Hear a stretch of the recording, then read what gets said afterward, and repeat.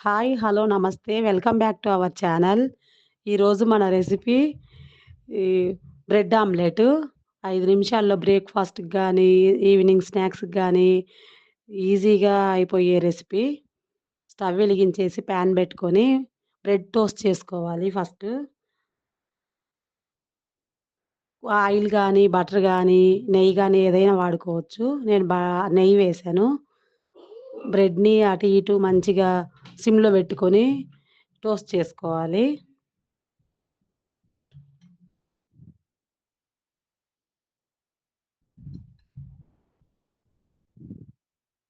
ఒక side fry అయిపోయింది. ఇంకో సైడ్ గూడా వేసుకొని కొంచెం నెయ్యి రాసుకోవాలి.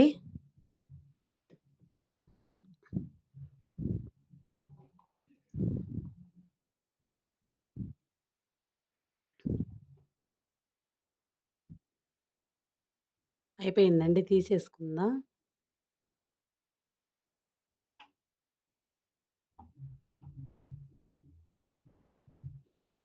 ఇలానే అన్ని బ్రెడ్ పీసులన్నీ అట్లనే టోస్ట్ చేసుకోవాలి.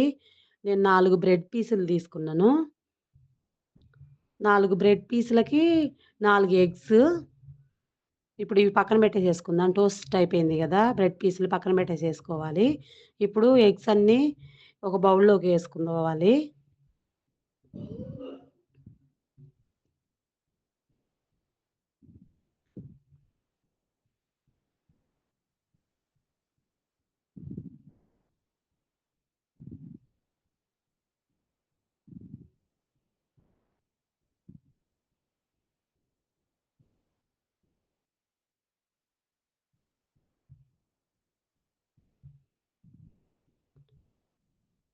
ఈ ఎగ్స్ అన్నీ మంచిగా బీట్ చేసుకోవాలి.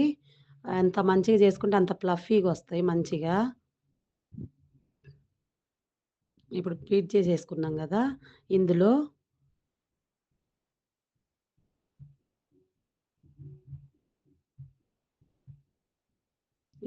ఉల్లిపాయ ముక్కలు, సన్నగా తరిగి పెట్టుకున్న ఉల్లిపాయ ముక్కలేసుకోవాలి.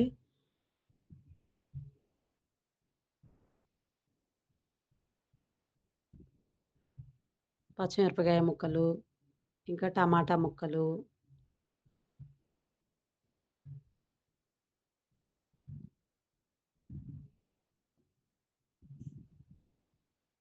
కొంచెం కొత్తిమీర, పచ్చిమిరపకాయ ముక్కలు కొంచెం ఏసుకున్నాం గదా! కొంచెం కారం గూడా ఏసుకోవాలి. ఇప్పుడు ఉప్పేసాను. కొంచెం పసుపు, కొంచెం ఎండు కారం, కొంచెం ధనియాల పొడి, ఇవన్నీ అంతా కలిసేలా ఒకసారి మళ్ళీ బీట్ చేసేసుకోవాలి.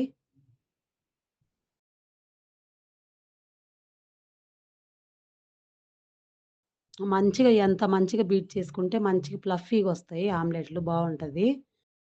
స్టవ్ వెలిగించి పాన్ పెట్టేసేసుకొని, కొంచెం ఆయిలేసుకొని వేడయిందండి. ఇప్పుడు మనం వేసుకున్న ఎగ్ మిశ్రమాన్నేసుకోవాలి.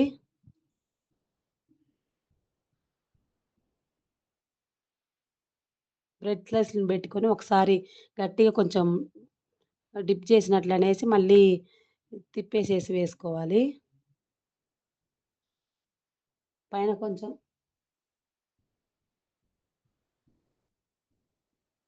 పైన కొంచెం మనం బీట్ చేసుకున్నది ఆమ్లెట్‌ది అది వేసుకొని కొంచెం సిమ్‌లోనే పెట్టేసి కాల్చుకోవాలి. హైలో బెడితే లోపల ఉడకదు, పచ్చిగుంటది.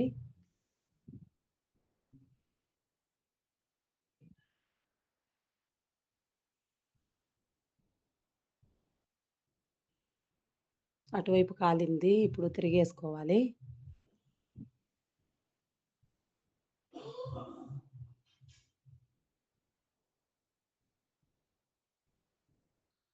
ఇటు గూడా ఒక 1 మినిట్ ఉంటే ఫ్రై అయిపోతది.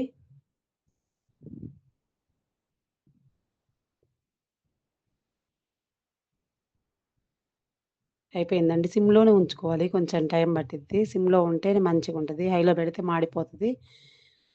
ఫ్రై అవ్వదు. పచ్చిగుంటది. ఇప్పుడు ఇట్లా పక్కనున్న ఆమ్లెట్ అంతా ఇట్లా ఫోల్డ్ చేసేసుకోవాలి.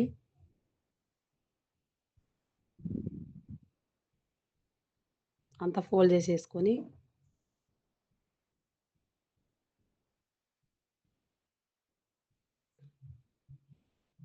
ఫోల్డ్ చేసేసుకొని ఒకసారి తిరిగేసుకోవాలి. అయిపోయిందండి. ఇలానే 4 బ్రెడ్ పీసులు తీసుకున్నా గదా! 4 వేసేసుకున్నాను. రెడీ అయిపోయినాయి. సర్వ్ చేసుకోవాలి. ఒకసారి ట్రై చేయండి. ఎలా వచ్చిందో కామెంట్ చేయండి. నచ్చితే షేర్ చేయండి. ఇంకో రెసిపీతో మళ్ళీ కలుద్దాం.